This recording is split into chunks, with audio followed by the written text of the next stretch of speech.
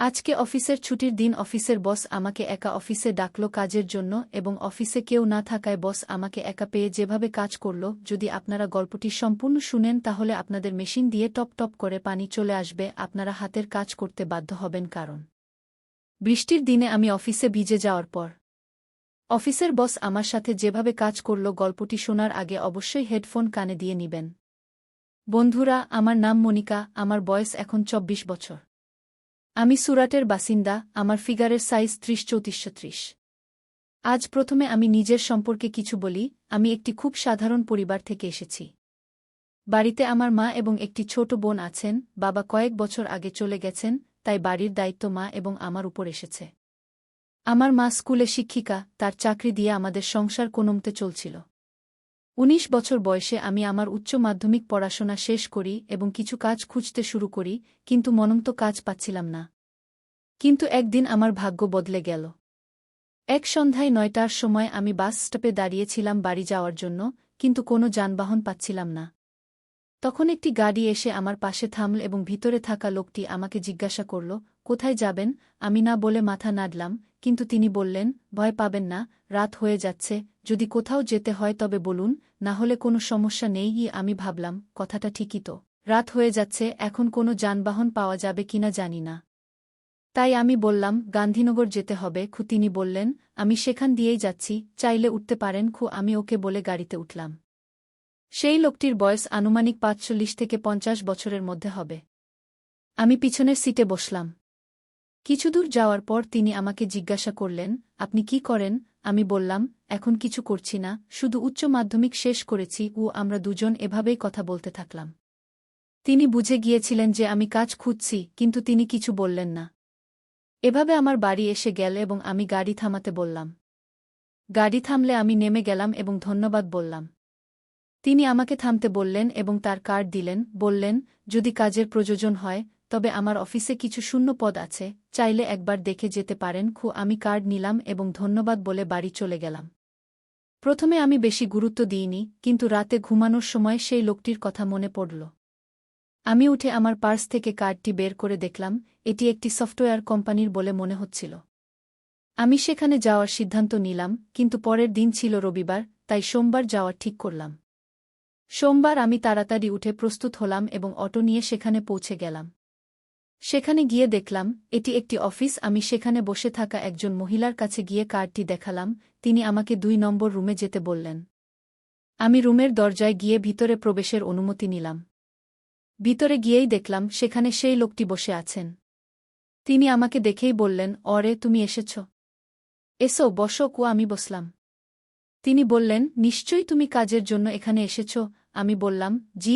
তিনি আমার সব কাগজপত্র চেক করলেন এবং বললেন, আমার একজন সেক্রেটারির প্রয়োজন। যদি তুমি এই কাজ করতে পারো তবে তোমাকে কাজ দেওয়া যেতে পারে। ভয় পেজো না, তুমি ধীরে ধীরে শিখে যাবে। আমি হ্যাঁ বলে দিলাম। তখন তিনি বললেন, শুরুতে তোমাকে ১৫,০০০ টাকা দেওয়া হবে, পরে তোমার কাজের উপর নির্ভর করে বাড়ানো হবে। আমি ওকে বলে দিলাম।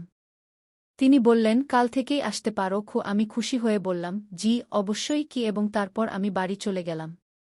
বাড়িতেও সবাই খুব খুশি ছিল। পরের দিন থেকেই আমি কাজে যেতে শুরু করলাম, কিন্তু আমার ধারণা ছিল না যে এখান থেকে আমার জীবনই সম্পূর্ণ বদলে যাবে। সময় কেটে গেল এবং ৬ মাস কখন চলে গেল টেরই পেলাম না।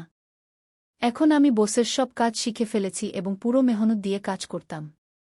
কিছুদিন পরে আমি এমন কিছু জানতে পেরেছিলাম যে বিশ্বাসই করতে পারছিলাম না। আমি জানতে পেরেছিলাম যে আগেও অনেক মেয়ে এখানে কাজ করেছে, কিন্তু বেশি দিন কেউ টিকতে পারেনি। অফিসের কিছু লোকের কাছ থেকে জানতে পেরেছিলাম যে আমার বস কিছুটা রঙিন টাইপের মানুষ, কিন্তু আমার সাথে এখন পর্যন্ত এমন কিছু হয়নি, তাই বিশ্বাস হয়নি। আমি আমার কাজ করে যাচ্ছিলাম।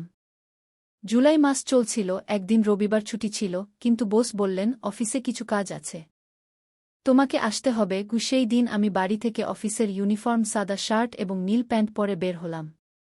বাইরে খুব তীব্র বৃষ্টি হচ্ছিল। আমি অটো নিয়ে রওনা দিলাম। হঠাৎ অটোতে পানির কারণে কিছু সমস্যা দেখা দিল। অনেক চেষ্টা করেও অটো স্টার্ট হচ্ছিল না। আমার অফিস সেখান থেকে খুব বেশি দূরে ছিল না, তাই আমি ভাবলাম হেঁটেই চলে যাই।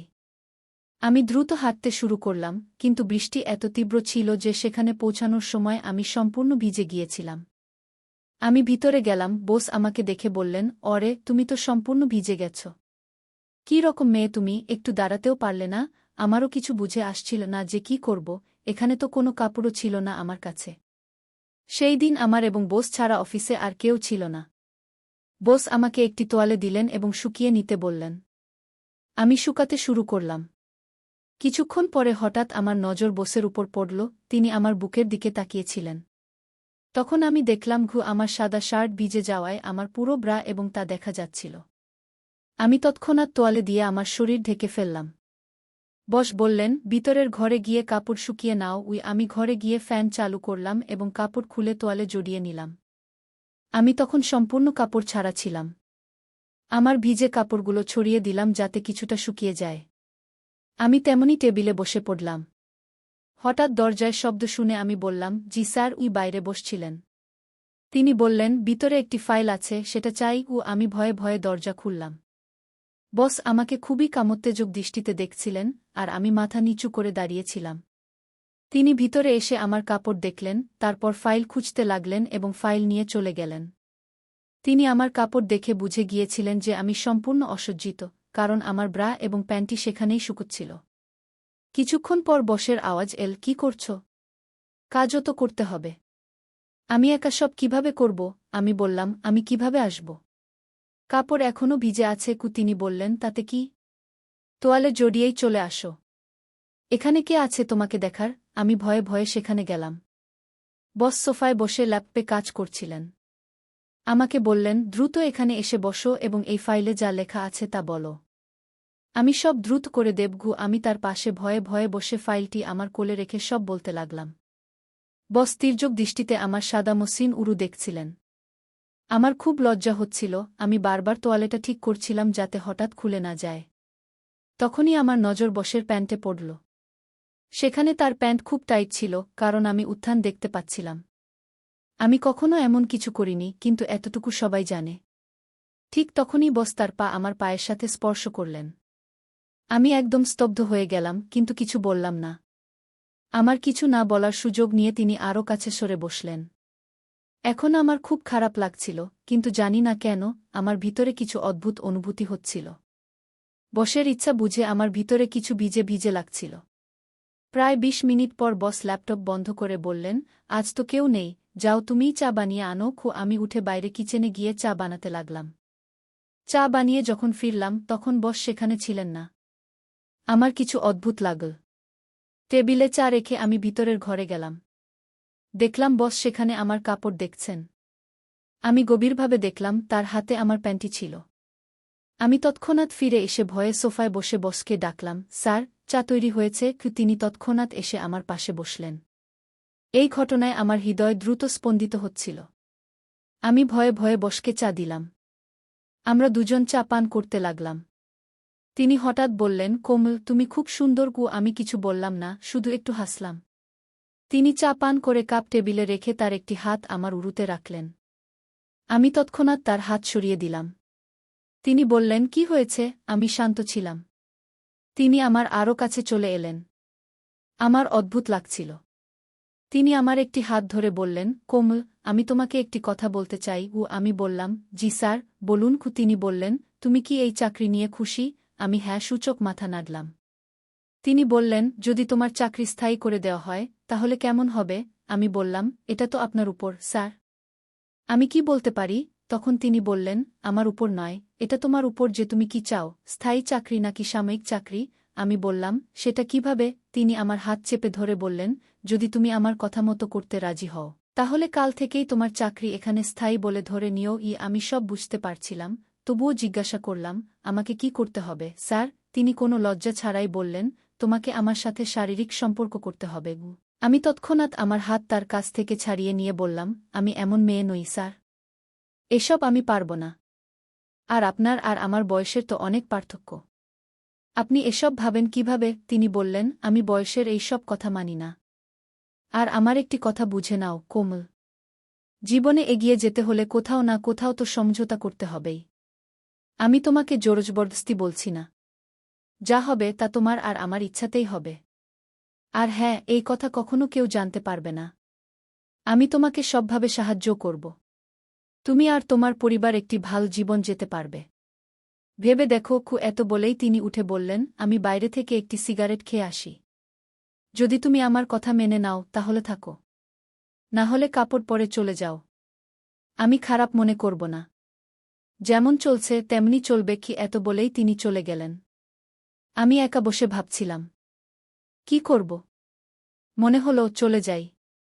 আমি উঠে কাপড়ের কাছে গেলেই তখন আমার মনে এলো যে যদি আমি বসের কথা না মানি তাহলে তারা কয়েক দিনের মধ্যে আমাকে চাকরি থেকে বের করে দেবে। জানি না আবার চাকরি পাওয়া যাবে কি না। আর বাড়ির অবস্থাও ঠিক নেই, ছোট বোনের পড়াশোনার দিকেও নজর দিতে হবে। যদি আমি বসের কথা মানি তাহলে বাড়ি ভালোভাবে চলতে পারে। আর কোনো না কোনো সময় কারো সঙ্গে তো সেক্স করতেই হবে।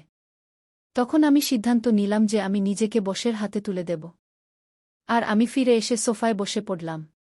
কিছুক্ষণ পর বস এলেন। এসেই আমাকে দেখে তার মুখে হাসি ফুটে উঠল। তিনি বললেন, তুমি গেলে না মানে তুমি প্রস্তুত? আমি তার দিকে তাকিয়ে বললাম, হ্যাঁ, কিন্তু আপনাকে আগে আমার চাকরি নিশ্চিত করতে হবে। তিনি বললেন, হ্যাঁ অবশ্যই। কালই। বন্ধুরা, এরপর কি হলো আমার যৌবনের সঙ্গে সেই আমি আমার গল্পের পরের অংশে বলব। তাহলে আপনাদের কি মনে হয়, আমি কি সঠিক সিদ্ধান্ত নিয়েছি নাকি ভুল করেছি? আপনারা অবশ্যই কমেন্টে আপনার মতামত জানাবেন। আর এমন গল্প শোনার জন্য দয়া করে আমাদের চ্যানেল সাবস্ক্রাইব করুন। ধন্যবাদ।